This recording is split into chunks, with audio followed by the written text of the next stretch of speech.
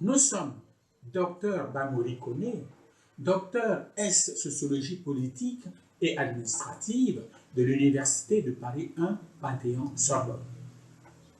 Nous sommes également le fondateur de Kouma Afrique.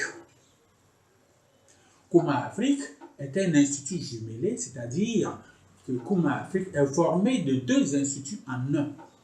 Le premier, c'est l'Institut africain des bègues d'Abidjan, IABA. Le deuxième, le second, c'est l'Institut africain de réapprentissage de la parole d'Abidjan, IABA.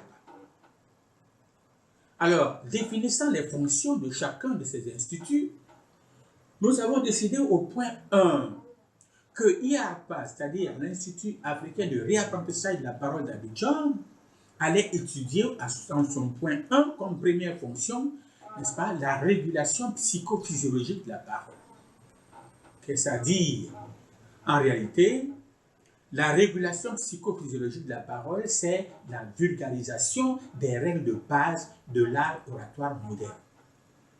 Et dans le cadre justement de la pratique de l'art oratoire moderne, n'est-ce pas? Lorsque les valeurs, cet art-là, l'art oratoire moderne est composé de valeurs et de normes. C'est quand vous avez, n'est-ce pas, qu'on appelle intégrer et pratiquer, n'est-ce pas, ces normes-là, que nous disons que vous êtes le meilleur de l'homme. Pour être le meilleur de l'homme, donc il faut avoir assimilé et pratiqué ces normes-là, les normes et les valeurs de l'art oratoire moderne. Et je vous assure que ces normes font le tour de tous les aspects de l'homme. Par exemple, nous tenons compte de l'expression corporelle. Nous tenons compte, par exemple, de la tenue vestimentaire. Nous tenons compte, par exemple, des gestes, du sourire, de l'expression du visage, etc. Donc, c'est dans ce cadre-là que nous, docteur Bamori Koné, intervenons, n'est-ce pas, pour vulgariser, diffuser les normes et valeurs, n'est-ce pas, de Kouma à travers la régulation psychosociologique de la parole, psychophysiologique de la parole. Alors, ici, nous intervenons avec un thème qui est « Pourquoi l'adolescente chrétienne est privée de sexe avant le mariage ?» Et ce n'était pas seulement que chez les chrétiens, mais chez les musulmans, c'est la même chose, n'est-ce pas? Alors, nous allons voir, n'est-ce pas, les préceptes moraux, sûrement du christianisme, mais on aurait pu dire aussi de l'islam, n'est-ce pas? En réalité, le péché, c'est ça, qui est ce mot-là que nous vient de peccatum, du latin peccatum, qui signifie faute, crime. Le péché est l'acte conscient par lequel l'on contrevient aux lois religieuses, aux volontés divines.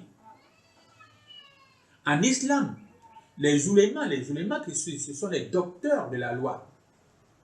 Alors, en islam, n'est-ce pas, les oulémas distinguent les grands péchés qui sont dits kabaïr, qui ne sont effacés que par le repentir, et les petits péchés que l'on appelle sagaïr, qui sont pardonnés par l'accomplissement de bonnes œuvres. Le recensement de grands péchés est un sujet de désaccord entre théologiens. En effet, certains en recensent 7, d'autres 70. La différence est bien grande, 7, 70. Cependant, l'opinion la plus admise est que tout péché pour lequel un châtiment ici-bas ou dans l'au-delà a été cité explicitement dans le Coran ou dans les hadiths constitue un grand péché. Donc la notion de péché reste quelque peu confuse chez les musulmans par le fait de la classification grand et petit péché. Mais selon la philosophie immanente du christianisme, tout acte humain a deux aspects et cela est fondamental. Tout acte humain a deux aspects selon la philosophie immanente du christianisme, n'est-ce pas? Le premier aspect, c'est de fonction sociale et l'autre, c'est de plaisir personnel. Alors, et par une sorte d'harmonie préétablie, plus la fonction est importante et plus vif est le plaisir qui lui est attaché. C'est dans cette perspective de liaison des droits et devoirs, des avantages et des charges, des privilèges et des fonctions, le péché consiste à prendre le plaisir en répudiant la fonction.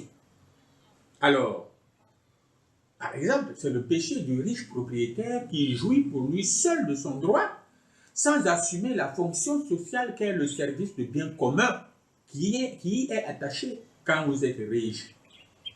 Donnez-en aux autres. C'est pratiquement une obligation. Alors, ainsi, du devoir de vivre et du plaisir de s'alimenter. Comment pouvez-vous vivre sans vous alimenter? N'est-ce pas?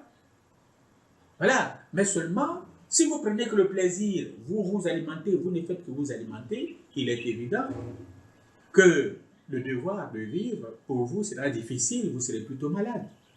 Alors, c'est l'argument qui fonde la gourmandise avec ses nombreux inconvénients, bédaine, obésité, qui favorisent quelquefois la maladie et qui font qu'il faut absolument respecter ce principe-là. N'est-ce pas? Le principe du devoir et du plaisir à la fois. Non pas du plaisir sans le devoir. Alors, de la fonction, par exemple, de servir et du plaisir de l'ambition. N'est-ce pas? Imaginez-vous, c'est le cas de tout le personnel qui sert une personnalité politique et qui, du fait de sa relation physique permanente avec cette autorité, finit par la déconsidérer. Avant de nourrir l'ambition, qu'il peut lui-même jouir de considérations plus grandes, mieux qu'il peut remplacer la dite autorité politique lorsque ce serviteur est d'un certain grade. Alors, le plaisir de l'ambition est au fondement de nombreuses dissensions politiques, de nombreuses ambitions démesurées, de nombre de coups d'État. Chacun remarquera d'ailleurs que c'est toujours un proche du président qui prend sa place. Ensuite, nous avons par exemple du devoir de perpétuer l'espèce et du plaisir charnel. Cette pratique est au fondement de l'infidélité et de la prostitution.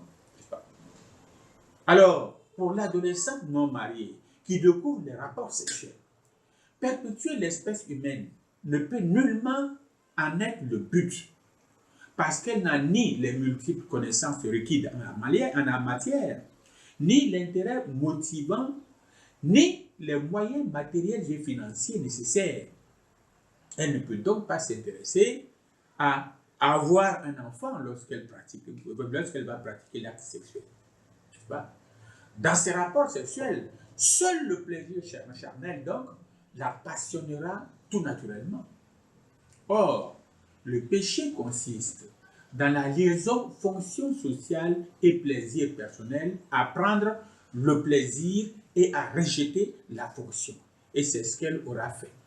Notre adolescente aurait donc répétitivement péché au point d'échapper peut-être à la prostitution, mais au point de s'être initiée à l'éternelle pratique de l'infidélité, cause des divorces dans le mariage. Eh bien, c'est pourquoi le christianisme souhaite que la jeune fille chrétienne n'initie les rapports sexuels que dans le mariage.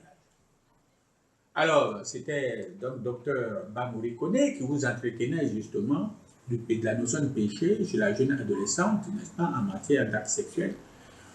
Alors, chacun devra retenir que dans la vie, chaque acte que nous posons doit avoir, n'est-ce pas, deux sens. N'est-ce pas? Il y a la fonction sociale, c'est le devoir que l'on accomplit pour la société, et puis il y a le plaisir personnel qu'on en tire, ça, c'est tout à fait normal. Alors, si vous prenez le plaisir contre le devoir, bien évidemment, vous péchez. Et comme il est rare de voir les gens prendre le devoir sans le plaisir, donc c'est un cas exclu pratiquement. Voilà, chers amis, je voudrais également attirer votre attention sur ce fait. Et donc, faire en sorte que dans l'éducation des vôtres, cela transparaisse. Merci.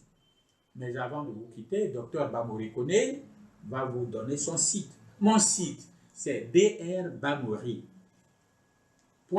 petite e tiré au milieu de E. Monsite.com. Vous pouvez également nous trouver sur Facebook en insérant, par exemple, Bamori Kone ou Kuma Afrique. Merci.